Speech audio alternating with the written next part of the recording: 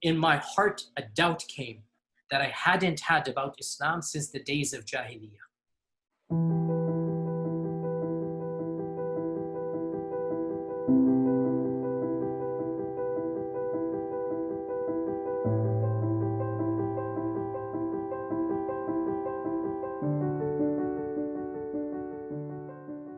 So that clip was from an interview that famed Muslim scholar Dr. Yasir Qadhi recently did with Mohammed Hijab. For, not to the Prophet. I'm sure you remember him. Now, this interview covered a wide range of topics, but it was towards the end that we saw Hijab bring up this issue of the preservation of the Qur'an. And let's just say that he got a whole lot more than he bargained for in his answer from Dr. Yasir Qadhi, because he was admitting things left and right that we as Christians who reach out to Muslims would have never thought that we'd see them openly admit in the light of day. So I want to take a look at these clips. It's been going viral. It's been very hot in the apologetics community right now. And I basically want to explain them, give my 2 cents on all of them, and then also explain the implications of them as well.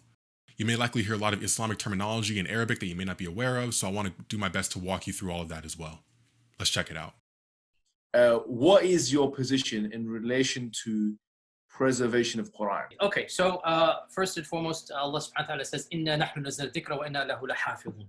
So we believe, as a matter of theology, as a matter of aqeedah, that Allah subhanahu wa ta'ala has preserved the Qur'an, no question about it. Now, number of points.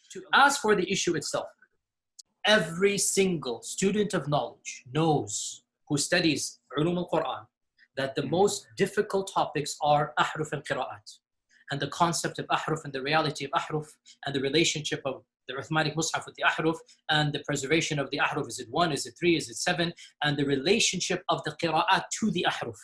This is a topic that when you're the beginning student of knowledge, you're like, what is all of this going on here? When you go a little bit more, you learn to simply memorize what your teachers say and regurgitate it out. And you don't fully comprehend. When you do a deep dive is when things get very, very awkward and difficult. So now this here is very telling already from the jump. Here we see him describe the issues of the Quran surrounding the ahruf, which are the vowels, and then the qira'at, which are the dots, that were both added later on in like the 8th or 9th centuries, even though, after Muhammad, basically.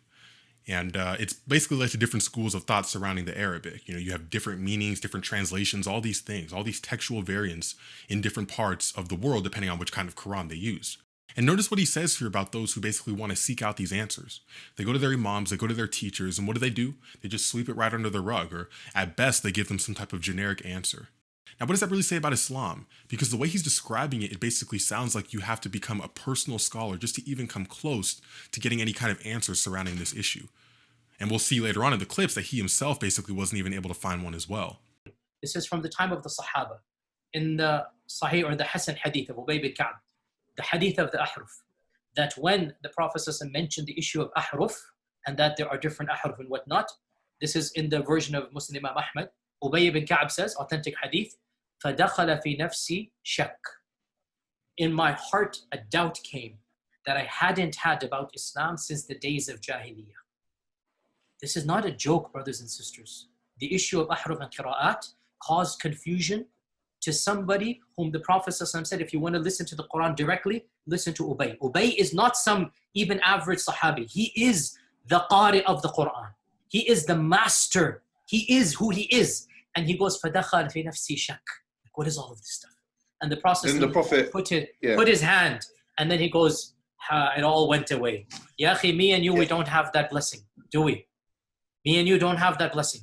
Again, this is you're asking some very honest question. This is the first time I'm saying these things. Many people are aware who listen to my lectures that I've mentioned the crises that happened to me at Yale. This was the issue.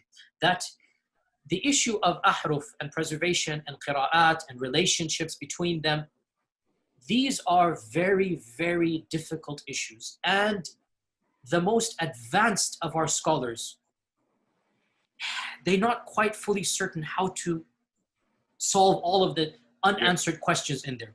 Here's the point. These issues should only be discussed amongst people who know what the qira'at are and who understand some of these questions that are being made. All right, did you catch that huge contradiction there towards the end?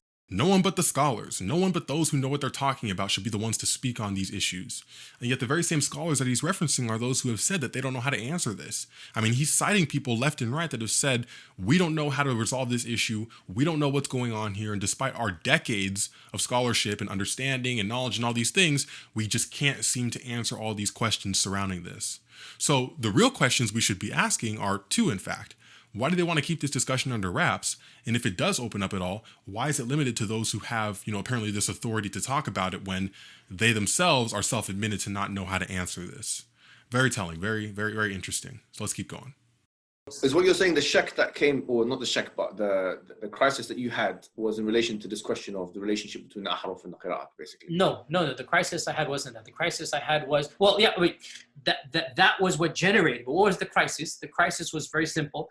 Traditional understandings of ahruf and qira'at cannot answer some of these pressing questions that are now being poked by our people by our academics, by their academics outside of the faith tradition. You see, in a Muslim environment, there's always some respect that we have for the Qur'an. We should. In a Muslim environment, we'll press a little bit and then we'll say, okay, khalas, sami'na wa ata'na. And that's great, alhamdulillah. When you go to academia, they don't have that red line. And they're going to just, the famous story of the emperor with no clothes. They're going to just point out, no, that doesn't make any sense. Well, that's not true, and this and that. And they'll bring issues, which I'm not going to mention explicitly, that are true because they're in your own books. They're not inventing anything new. They'll bring you riwayat, and they'll bring you athar, and then you add to that very well-known issues of, I don't even want to be explicit. And then you bring on top of that makhtutat, and then. And it's very clear to you and to every single very advanced student and specialist that the standard narrative has holes in it. That's what I'm going to say. The standard narrative does not answer some very pressing questions. The standard narrative has holes in it. The standard narrative is Swiss cheese. Now, again, I'm going to give credit to, Yasir Qadhi here because he's very candid. He didn't have to admit these things, but he's very open about it nonetheless. And he says how, Western scholarship is improving. And I don't really agree with him calling it respect, but Western scholars aren't necessarily going to back off from the Quran like those in the East would. If they have doubts about the Quran, they should be addressing them.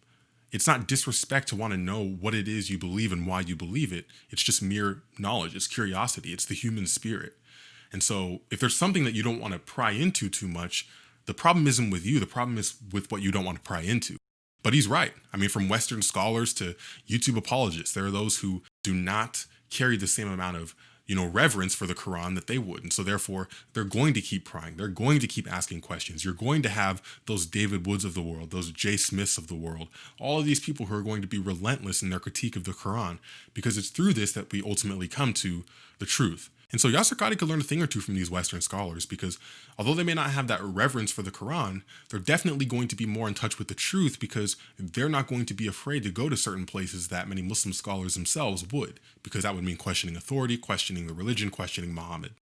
Ibn al-Jazari, who without a doubt is the greatest scholar of qira'at for the last 1,000 years. Ibn al-Jazari famously writes, I have been thinking and pondering, I've been thinking and pondering about the issue of the ahruf and qira'at for over 35 years. Nayfan wa 30 sana, he said, right? And confused and whatnot, then finally, this is my response. And by the way, even that 7, all later scholars say, well, that doesn't make any sense. So they kind of dismissed even that. After 35 years, the greatest scholar of qira'at. Some accepted it. Some accepted it. It doesn't answer the question. Anyway, I don't want to get into that issue. Okay. They're best scholars, 30 years, and what do they have to come up with? Nothing. I mean, what are we really doing here when he just lays out reason after reason as to why the Quran should not be trusted, should not be seen as the perfectly preserved word of Allah, and should not be seen as anything remotely divine? How does he default? How does he respond to all this ultimately? Alhamdulillah, alhamdulillah, as somebody who memorized the Quran as a teenager, alhamdulillah, in my entire life, I have never doubted that the Quran is divine. You cannot doubt that. And you listen to it, you recite it, you just cannot doubt that. It's never been an issue. So now imagine if we as Christians tried to do that. Imagine if Muslims came to us giving us unequivocal proof that the Bible had been corrupted, it was man-made, and Jesus never existed, and it was all just one big dupe. And we just said, oh, well, how can you not think it's the word of God? Because, have you read it? Have you heard it? Let's be real here. This is circular reasoning. Now, I'm not saying Yasir Qadhi doesn't have scholarship behind him, But to simply just default to his experience reading the Quran or listening to the words of Allah is not an argument as to why it should be trusted. It's not an argument as to how authentic and perfectly preserved it's been. And so this is really just interesting to see because he's dodging all of the issues. He acknowledges that the top scholars don't have answers for this, and yet he defaults by just simply going back to his own reasoning that, his own bias, essentially, that it's the perfectly preserved word of Allah. And this next segment is where you'll see him really just start to showcase that desperation as Mohammed Hijab kind of presses him a bit surrounding whether or not the Quran has been perfectly preserved. And so let's take a look at it. One question to try and make this as specific as possible. I think if I were to give you a blank mushaf, and tell you to write what is munazzal verbatim from Allah into that mushaf with no human interference, would you write something which corresponds? It's not an easy answer. It's not an easy yes or no. It is enough for the Muslim to believe that the I think Quran this should be an easy yes or no, though. Yasir Qadhi. I have to. Okay, very, very well. So, Muhammad, after we get off this phone call, me and you, let's have a number of discussions. No problem. I'm very open with advanced students. But these issues should not... Look, it is Kalamullah, what is going to be written. It is Kalamullah. It is what would you write? You're pushing me.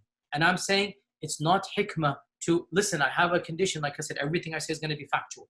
If I wanted to do tawdiyah and whatnot, I would do it right now in front of you. There is no need for tawdiyah.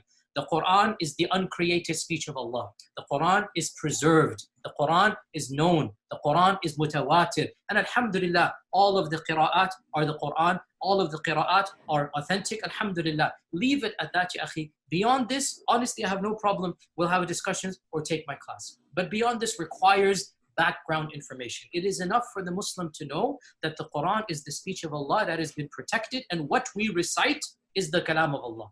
I got to give credit where credit is due because Hijab pressed Yasir Qadhi, and I commend him for that. But yet again, we see the failed and it's embarrassing almost, the answers, that he's giving. Because first of all, he doesn't even want to talk about it on air. Hijab asked him, okay, if I gave you a piece of paper, would you be able to write down the perfectly preserved words of Allah as we know them? And he says, well, it's not a clear yes or no. I'd have to talk with you about it afterwards or take my class. I mean, what kind of an answer is that? Again, I understand if that's not the case. I mean, I don't blame him. If he can't write what's not there. He can't write what's not actually the word of Allah if there's all these variants. But he needs to stop putting up this front as if that's the case when he knows that it's not. And so I'm glad that Hijab pressed him here because you got to see him kind of squirm around a bit as he tried to avoid that question. We talked about, we'll talk after. I don't want to even do this here. And he even mentioned Tawheed and using deception and how he didn't even want to do that because it's just an issue that he'd like to, discuss later on in a private circle. Now, again, as a Muslim, for someone who's watching it's a Muslim, I guarantee that they're not going to really press onto him too much like Hijab did. But it's just insane to me to see how Yasir Qadhi tries to dodge this question after literally explaining how scholar after scholar does not have an answer to this. It's the hardest question to answer as a Muslim apologist, as a Muslim scholar. And yet he basically wants to, look at how he defaulted towards the end by just throwing up his hands and saying, it's the word of Allah, it's the word of Allah. Every reason you've just laid out was good reason for me to believe it's not the word of Allah. It's not been perfectly preserved, and yet you expect me to hold this notion that it is. So, I'm seeing a whole lot of weight on this one side, but in terms of proof as to why I should believe it's the word of Allah, we're really not seeing anything there. And so it's just very funny to see how, even in their own circles, they can't address issues like this. And so first Shabir Ally, like I said, now we see Yasir Qadhi saying the same thing. If this keeps itself up, Islam will be on its way out soon. So I'm praying that these issues become much more mainstream, that scholars, apologists, everyone does not stop talking about it, and that we keep putting on the pressure, because by doing that, that's how these issues will be brought to light.